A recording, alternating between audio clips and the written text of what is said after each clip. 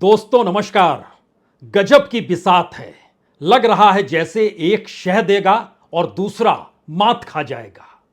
लेकिन एक ऐसी बिसात बिछ जाए जिसमें शह कोई नहीं देगा और मात जिसकी होगी उसने सोचा भी नहीं होगा।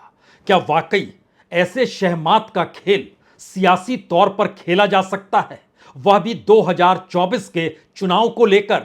बीजेपी के भीतर या कहें मोदी शाह की अपनी बिसात बहुत साफ बताती है कि बीजेपी 2014 और 2019 में जिस तेजी से जीतती चली गई, वह तेजी 2024 में थम जाएगी। जिन प्यादों के भरोसे आगे बढ़ रहे हैं या दिखाई देना चाह रहे हैं कि इतनी बड़ी तादाद में इतने प्यादे हमारे साथ आकर खड़े हैं, उनकी हैसियत इस सियासी मैदान में कुछ भी नहीं है। लेकिन दूसरी तरफ एक एक करके जो प्यादे से लेकर वजीर तक जुड़ते चले गए हैं, इनकी स्ट्राइकिंग रेट चाहे बेहतर ना हो, लेकिन इनकी पहुंच और पकड़ जमीन तक है। तो आमने सामने की बिसात को अगर खेलना शुरू करेंगे तो फिर सत्ता की मात तय है, यानी मोदी की गद्दी जा सकती है। तो फिर इस बिसात का मतलब क्या है? और हमें लगता है आज इसी बिसात को समझने की जरूरत है जब सवाल शरद पवार का उठता है, जब सवाल इंडिया के भीतर किस किस के साथ कौन कौन सी डील की जा सकती है और उनके सामने किस मसौदे या किस सौदे को रखा जा सकता है जिसके जरिए शह भी दी जाए और मात भी ना हो। यह एक ऐसी परिस्थिति भारतीय राजनीति के भीतर पहली बार 2014 के बाद मोदी सत्ता के इर्द गिर्द आकर खड़ी हो गई है, जहां पर उसकी बिसात भी है, उसका चौसर भी है, पासे भी उसे ही फेंकने हैं, लेकिन सामने वाले को यह एहसास कराना है कि तुम्हारी ताकत बढ़ जाएगी अगर तुम हमारे साथ आकर खड़े हो जाएंगे। तीन ऐसे खिलाड़ी हैं जिन पर नजर बड़ी पैनी बीजेपी की है या कहें मोदी शाह की है। एक खिलाड़ी तो खुले तौर पर नजर आ रहे हैं, नाम है शरद पवार। और शरद पवार को लेकर जितने सवाल इस वक्त इंडिया के भीतर हैं, उससे कहीं ज्यादा सवाल बीजेपी के भीतर हैं या कहें मोदी शाह की बिसात पर तमाम प्यादों के जरिए यह सवाल बार बार उठ रहे हैं। तो क्या वाकई शरद पवार को लेकर बीजेपी या कहें मोदी शाह इतने चौकन्ने हैं कि वो समझ चुके हैं कि महाराष्ट्र में उन्हें हार मिल जाएगी अगर पवार साथ में आकर खड़े नहीं हुए? तो यह एक परिस्थिति है, यह एक खिलाड़ी है। दूसरी खिलाड़ी है ममता बनर्जी। ममता बनर्जी की समूची सियासत का ताना बाना जिस जमीन पर बुना गया, उसमें कांग्रेस और वामपंथी उसके विरोध में ही खड़े हैं। लेकिन इंडिया की चौकन्नी निगाहों तले जब निशाने पर मोदी लाए जा चुके हैं, तो इस शह मात के खेल में कौन जीते कौन हारे, तो ममता बनर्जी को लेकर भी बड़े सवाल मोदी शाह की बिसात पर हैं। तीसरे खिलाड़ी हैं अरविंद केजरीवाल, जिनकी राजनीतिक जमीन पर जो जो बीज डाले गए वो कांग्रेस के विरोध में ही डाले गए, जिसका जिक्र गाहे बगाहे मोदी शाह दोनों करते चले जाते हैं और बीजेपी के तमाम नेता करते चले जाते हैं। लेकिन सवाल है, डील है क्या? डील होगी कैसे? और अगर डील नहीं होती है तो क्या मोदी सत्ता 2024 में खत्म मान ली जाए? और डील ऐसी हो चली है जिसमें एक एक कॉन्स्टिट्यूएंसी को बीजेपी जब जोड़ घटाव करके देखना चाहती है तो उसकी आंखों के सामने अंधेरा छाने लगता है। वो समझ जाती है कि अब कौन सी राजनीति किस सियासी तले चली जाए जिसके जरिए बीजेपी को जीत मिल जाए। कल ही बैठक दिल्ली में हुई। उस बैठक में जो दृश्य निकल कर आ रहा था या उस बैठक के भीतर की जो जानकारी निकल कर आ रही थी, वह दो ही संकेत दे रही थी। पहला, लोगों की जमीन पर जाकर खड़े होकर इस बीजेपी की जीत दिलाने की सोच को जब तक पैदा नहीं कीजिएगा, जीत नहीं मिलेगी। इसीलिए कई कैटेगरी में तमाम विधानसभा सीटों को बांटा गया, वो चाहे मध्य प्रदेश हो या छत्तीसगढ़ हो।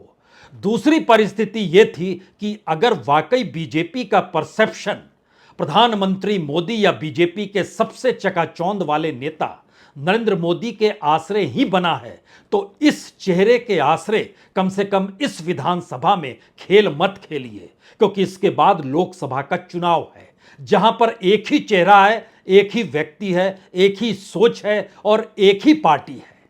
इस सोच को परोसने से पहले विधानसभा में अगर इस चेहरे के आसरे खेला गया और हार मिल गई तो फिर 2024 भी गंवा बैठेंगे। यानी ये दो मुद्दे बताते हैं कि मुश्किल हालात बीजेपी के भीतर कैसे समा चुकी है। कल की बैठक का एक दृश्य पहले हम आपको दिखलाते हैं। बैठक में तमाम दिग्गज नरेंद्र मोदी, अमित शाह, जेपी नड्डा, राजनाथ सिंह, शिवराज सिंह चौहान, रमन सिंह। तय तो यही हुआ, जहां बीजेपी नहीं जीत पाई है वहां जीत चाहिए और इसीलिए आज ही मध्य प्रदेश की 39 और छत्तीसगढ़ की 21 सीटों के उम्मीदवारों का ऐलान किया गया, जहां बीजेपी दो दो बार हार चुकी है और इस बार भूपेश बघेल के खिलाफ उनके ही भतीजे विजय बघेल को उतार दिया गया, जो सांसद हैं। यानी चुनौती साफ है। बैठक की खास बात तो यही है कि प्रधानमंत्री की अगुवाई में यह बैठक और तमाम कागज, दस्तावेज, जोड़ तोड़, सारी परिस्थिति का आकलन कोई दूसरा नहीं, खुद प्रधानमंत्री मोदी कर रहे हैं। यानी सरकार चलाने से ज्यादा महत्वपूर्ण चुनाव जीतना है, इस बैठक ने साफ तौर पर दिखला दिया। लेकिन अगला सवाल यह है कि अगर इसकी जरूरत अभी से पड़ गई है तो आने वाले वक्त में बीजेपी के सामने कैसी मुश्किल खड़ी हो सकती है, उसका अंदाजा इस बैठक में लगने लगा।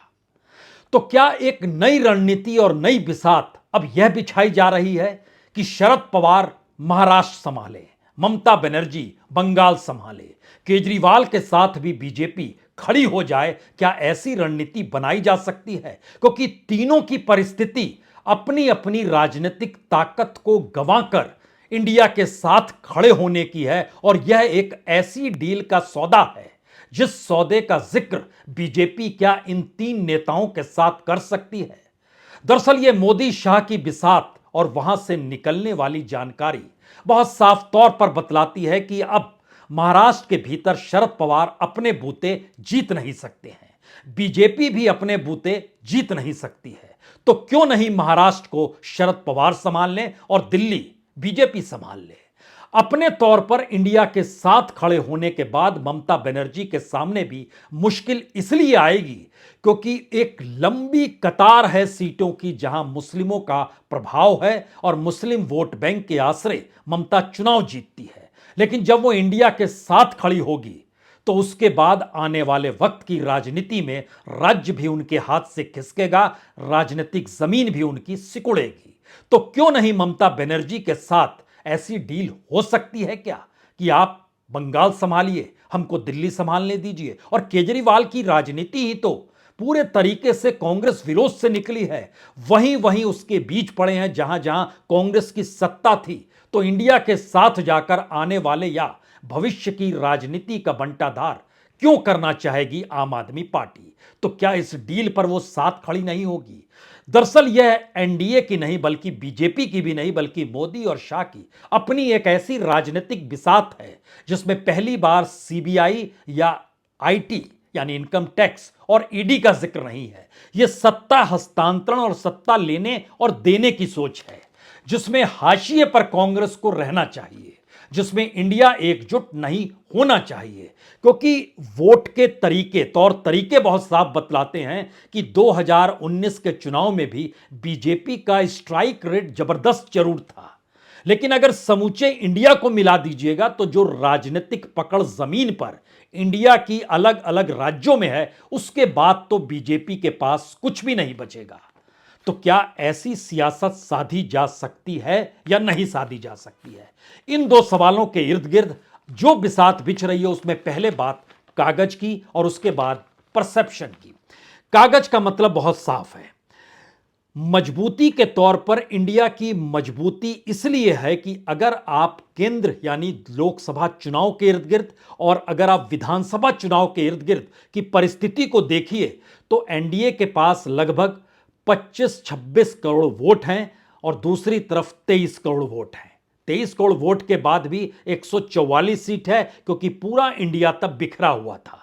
लेकिन 3 करोड़ के वोट के अंतर में एक झटके में दुगने से ज्यादा सीट इस दौर में एनडीए के पास आ जाती है। तो क्या यह पहला थ्रेट है? दूसरा थ्रेट, राज्यों के स्तर पर देखिए तो सीटों की तादाद एनडीए से ज्यादा इंडिया के पास है। 1793 सीट इंडिया के पास है विधानसभा के स्तर पर, एमएलए जो उनके हैं, और 1704 सीट यानी लगभग 89-90 सीट कम है एनडीए की। और वोट भी लगभग 3 करोड़ वोट ज्यादा है इंडिया के पास राज्यों के चुनाव के इर्द गिर्द। मतलब बहुत साफ है कि बीजेपी की अपनी हैसियत एनडीए के भीतर 91% के स्ट्राइक रेट पर है, लेकिन कांग्रेस की इंडिया के भीतर स्ट्राइक रेट सिर्फ 36% की है। लेकिन इंडिया जब कांग्रेस के साथ खड़ा हो जाता है तो एक झटके में दोनों एक दूसरे के आमने सामने शहमात देने की स्थिति में आकर खड़े हो जाते हैं, और इसी शहमात से बीजेपी घबरा रही है। क्योंकि जब आप कागजी आंकड़ों पर निकल कर आएंगे तो आपके जहन में कुछ सवाल होंगे कि बीजेपी के साथ कौन खड़े हैं। सबसे ज्यादा और मजबूत वोट बैंक के साथ शिवसेना खड़ी है। वो शिवसेना जो एकनाथ शिंदे की है, जिसकी महाराष्ट्र में पहचान बाला साहब ठाकरे के साथ वैसी हो ही नहीं सकती है जैसी उद्धव ठाकरे की है। 13 विधायक वहां से चलकर यहां आ गए। उसके बाद दूसरे नंबर पर बटी हुई रामविलास पासवान की एलजेपी है, उसके 6 सांसद जो हैं वो यहां आ गए, और उससे पहले 13 सांसद शिवसेना के इधर आ गए। अपना दल के 2 सांसद हैं और बाकी तमाम सांसद हर पार्टी के एक एक हैं। उसमें 2 सांसद अदर्स में लेते हैं, एक आंसू का ले लीजिए, नॉर्थ ईस्ट से जुड़े हुए 4 सांसद हैं, एआईडीएमके का 1 सांसद है। लेकिन जैसे ही आप इंडिया के भीतर घुसते हैं वैसे ही आपको समझ में आने लगेगा डीएमके 24 सांसदों के साथ है, ममता बनर्जी 22 सांसदों के साथ है, नीतीश कुमार 16 सांसदों के साथ है, लेफ्ट 6 सांसदों के साथ है, शिवसेना उद्धव ठाकरे के 5 सांसदों के साथ है, समाजवादी पार्टी 5 सांसदों के साथ है, एनसीपी 4 सांसदों के साथ है। इस तरीके से इंडिया के जो सहयोगी हैं राजनीतिक तौर पर बीजेपी की राजनीतिक जमीन को खत्म करने के लिए काफी हैं। क्योंकि जब आप इसके और कुछ और परतों को हिलाइएगा तो एक बात और समझिए कि राज्य स्तर पर बीजेपी को वोट मिलते हैं 19 करोड़, कांग्रेस को वोट मिलते हैं 11 करोड़ 70 लाख। लोकसभा के भीतर में लगभग 3 करोड़ वोट ज्यादा मिलते हैं बीजेपी को, जहां पर मोदी फैक्टर काम करता है, और 19 करोड़ से वोट से ज्यादा बढ़कर वो आ जाते हैं 22 करोड़ 90 लाख पर। दूसरी तरफ कांग्रेस का वोट स्थिर रहता है 11 करोड़ 70 लाख वोट राज्य में, और जब लोकसभा चुनाव होते हैं तो 11 करोड़ 90 लाख वोट, यानी सिर्फ 20 लाख वोट यहां बढ़ते हैं। लेकिन दूसरी तरफ लगभग ये 3 करोड़ 90 लाख वोट मोदी के नाम पर बढ़ जाते हैं। और मोदी के नाम और मोदी को चेहरे को लेकर ही जब आरएसएस तक सवाल खड़ा कर रहे हैं और उसको एनडीए की जरूरत राजनीतिक दलों के सरों को गिनाने को लेकर हो गई तो जाहिर है वोट कम हो सकते हैं। लेकिन जब बिखरा हुआ इंडिया था तब की यह स्थिति है। अब एकजुट इंडिया है तो एक झटके में परसेंट नीचे आ जाता है और दोनों आमने सामने आकर खड़े हो जाते हैं। यह पहला हिस्सा है। इसके बाद की एक दूसरी परिस्थिति निकलती है जब इस बात का जिक्र है कि पवार, ममता और केजरीवाल ही निशाने पर क्यों है। उत्तर प्रदेश और बिहार में बीजेपी अखिलेश यादव या तेजस्वी यादव या नीतीश कुमार को अब साथ ले नहीं सकती है। उद्धव ठाकरे की पार्टी तोड़ दी गई तो उनको साथ लिया नहीं जा सकता है। स्टालिन उनको साथ लिया नहीं जा सकता है, वहां एआईडीएमके का साथ है। जम्मू कश्मीर में नेशनल कॉन्फ्रेंस साथ आ नहीं सकती है, महबूबा साथ आ नहीं सकती है। अगर इस पूरे हिस्से को परखना शुरू कीजिएगा तो सोचिए कितनी नाजुक स्थिति में इस वक्त बीजेपी खड़ी है, जो आंध्र प्रदेश तक में तय नहीं कर पा रही है कि जगन रेड्डी चाहिए या चंद्रबाबू नायडू चाहिए।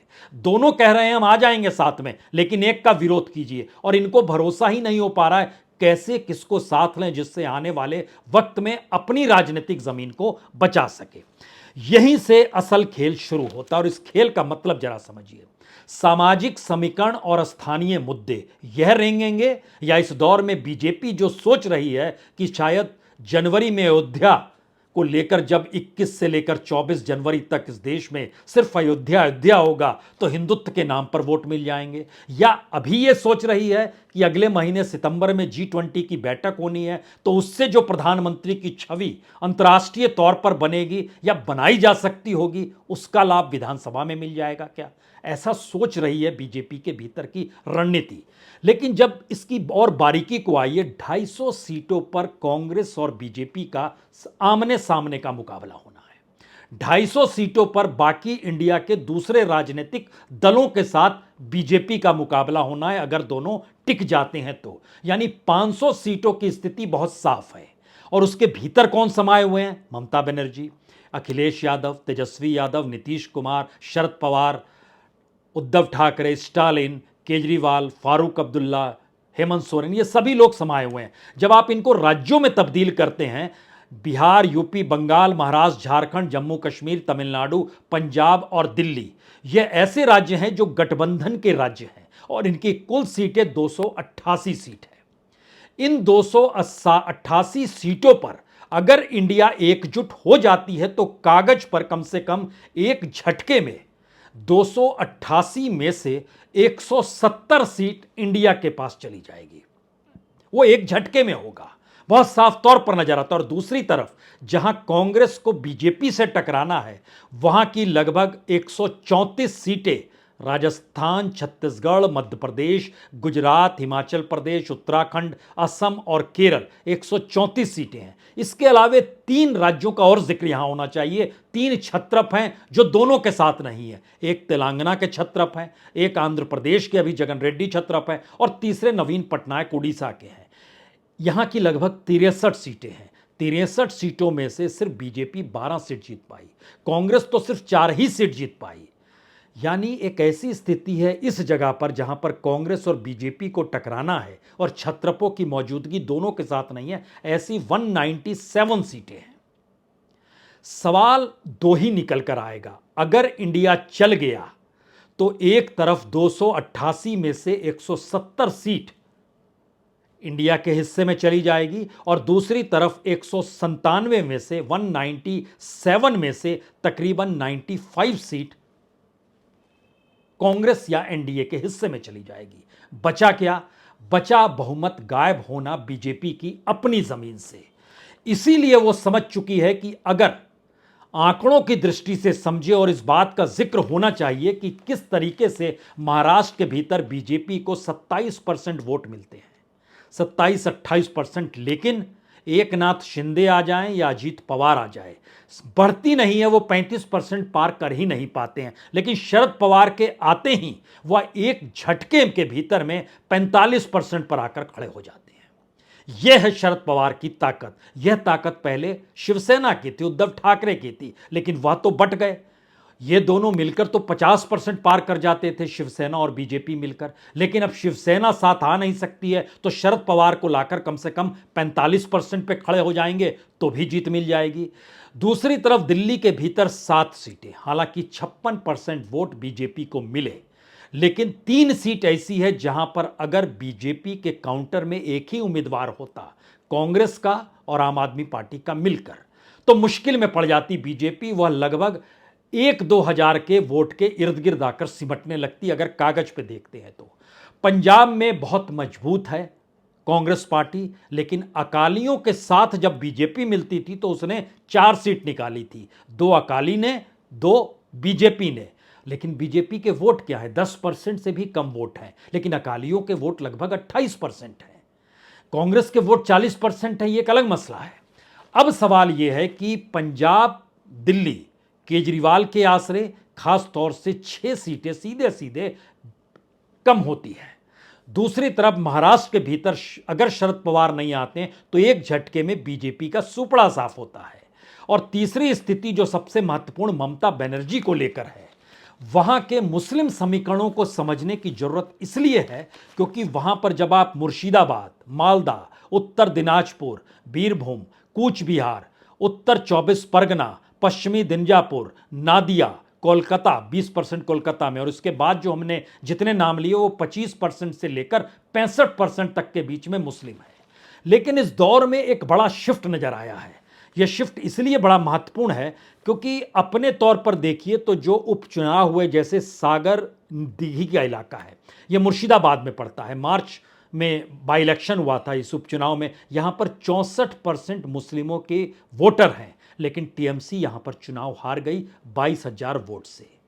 बालीगंज, यहां पर टीएमसी जीती जरूर, लेकिन मार्जिन 20% से भी कम हो गया, जो एक वक्त 50% के पार रहता था। 24 साउथ परगना के भांगड़ के इलाके के पंचायत के चुनाव को देखिए तो यह एक अजीबोगरीब स्थिति थी कि ममता का साथ छोड़कर मुस्लिम किसी दूसरे के साथ नहीं गया, बल्कि फुरफुरा शरीफ के जो जिसने पॉलिटिकल पार्टी आईएसएफ बनाई है उसके हिस्से में चला गया और उनका वर्चस्व एक झटके में आकर खड़ा हो गया। यानी टीएमसी अपने तौर पर पंचायत चुनाव में भांगड़ की जगह हो, हुगली की जगह हो, पूर्वी बर्धमान की जगह हो, मालदा की जगह हो, सब जगह चुनाव हार गई। मुस्लिम शिफ्ट हो गया। सवाल एक ही उठाया जा रहा है अब बीजेपी के भीतर, क्या ऐसी रणनीति ममता बनर्जी के जरिए डील की जा सकती है कि अगर यह मुस्लिम वोट बैंक बंटता है राजनीतिक ताकत के आश्रय, जिसमें एक तरफ ममता बनर्जी हो और दूसरी तरफ कांग्रेस और लेफ्ट हो, और बीजेपी के साथ तो वो आएगा नहीं, तो आने वाले वक्त में या 24 के बाद जो राजनीतिक लड़ाई ममता लड़ेगी उसमें कम से कम दिल्ली का तो साथ होगा। यहां तो आपका पूरा राजनीतिक कैरियर ही एक झटके में खिसक जाएगा अगर आप इंडिया के साथ खड़ी होती हैं तो। क्या बीजेपी इस डील के जरिए सहमति दे पाएगी, कर पाएगी? यह डील बड़ी निराली है। यह डील निराली इसलिए है क्योंकि यह तीनों छत्रप, केजरीवाल, ममता बनर्जी और शरद पवार, तीनों की राजनीतिक ताकत चरम पर है। चरम का मतलब यह होता है कि तीनों ने अपनी ताकत का एहसास एक के बाद एक, शरद पवार ने तो लंबे वक्त तक महाराष्ट्र में, लेकिन अपने बूते वो नहीं आ सकते हैं सत्ता में, यह शुरू से रहा है। इस वक्त भी यही मुश्किल है, लेकिन इस वक्त मुश्किल यह है कि कांग्रेस जिस तेजी से आगे बढ़ रही है, शरद पवार के भीतर यह चीजें हिचकोले खा रही है। इसलिए उन मुलाकातों का सिलसिला जब आप देखते हैं कि कौन मिला, अजीत पवार वहां चले गए, इस बीच में जेल से निकल कर आए जो, उनकी मुलाकात क्यों हो गई, ये सारी चीजों पर गौर मत कीजिए। नई सियासी समीकरण के भीतर सत्ता देने और सत्ता लेने की डील जो होती है, यह पहली बार खुलकर इस सियासी दौर में अब उभरने वाली है, जिसका मसला बहुत साफ तौर पर साफ है कि बीजेपी अपने तौर पर 2 ही 3 बातों को जान पाई है। अगर 9 और 10 सितंबर को G20 का जो शिखर सम्मेलन होता है, उसके बाद मोदी के चेहरे को और उनके कद को सियासी तौर पर इतना बड़ा किया जाए जिसका प्रभाव राजस्थान, छत्तीसगढ़ और मध्य प्रदेश के भीतर भी रहे, और वहां पर कोई मायने ना रखे। वसुंधरा राजे को तो समितियों से अलग कर बीजेपी ने जतला दिया कि मोदी का ही चेहरा रहेगा। यहां पर शिवराज सिंह चौहान के सामने भी चुनौती, अपने बूते नहीं जीते तो कैरियर खत्म, खेल खत्म। लेकिन उससे पहले बीजेपी अपनी बिसात जो बिछा रही है मोदी शाह के जरिए, उसमें वो चुनौती पहले तौर पर, और छत्तीसगढ़ में भी यही चाह रहे हैं। तो पहला दृष्टि साफ है, G20 के जरिए उस कद को लेकर विधानसभा चुनाव में जाना। दूसरी तरफ 21 से 24 जनवरी को जब अयोध्या में श्री राम मंदिर का भव्य उद्घाटन होगा, पूरे देश भर में प्रसाद बांटे जाएंगे, रामायण घर घर दी जाएगी और तस्वीर रहेगी राम की, साथ में बीजेपी का अपना मैनिफेस्टो चलेगा। इन सब के जरिए 2024 के चुनाव में जब कूदेंगे तो वोटों का समीकरण और ध्रुवीकरण दोनों हो चुका होगा बीजेपी के अनुकूल। यह बीजेपी मान रही है, लेकिन धड़कनें बढ़ी हुई है, क्योंकि समीकरण राजनीतिक तौर पर बहुत साफ बताते हैं कि इस देश के भीतर में जातीय परिस्थिति को तोड़ पाना अब भी संभव नहीं है। दूसरी बात, जो राजनीति इससे पहले राजनीतिक दल करते आए हैं, उनके भीतर सेंध लगा पाना भी बीजेपी के बूते के बाहर की चीज है। तो समीकरण ऐसे बनाइए जिसमें एनडीए में ही सेंध लग जाए, और इसीलिए आखिर के 3 बड़े सवाल 2024 के चुनाव के केंद्र में मोदी नहीं, बीजेपी नहीं, इंडिया आकर खड़ा हो गया है। 2024 के चुनाव के मद्देनजर बीजेपी अपने बूते नहीं जीत सकती है, उसको एनडीए में तोड़फोड़ करनी होगी और अपने साथ लोगों को लेकर आना होगा। 3 खिलाड़ियों के ऊपर उस तोते की जान है जिसको चुनाव जीतकर दोबारा सत्ता में आना है। और तीसरी परिस्थिति उस डील की है जो पहली बार राजनीतिक तौर पर बीजेपी करने की सोच रही है। क्या इस दिशा में सहमति हो सकती है? और ये होना या नहीं होना, उसकी उम्र भी इसी 2023 के भीतर ही तय होनी है, क्योंकि उसके बाद की परिस्थिति और अयोध्या के बाद की स्थिति में बीजेपी राममय होकर इस देश में क्या कुछ करेगी और मोदी किस दृष्टि से सियासत साधेंगे, इंतजार करना होगा। लेकिन उससे पहले इतनी बड़ी डील इस देश के भीतर में तैयारी तो हो रही है। बहुत बहुत शुक्रिया, बहुत बहुत शुक्रिया।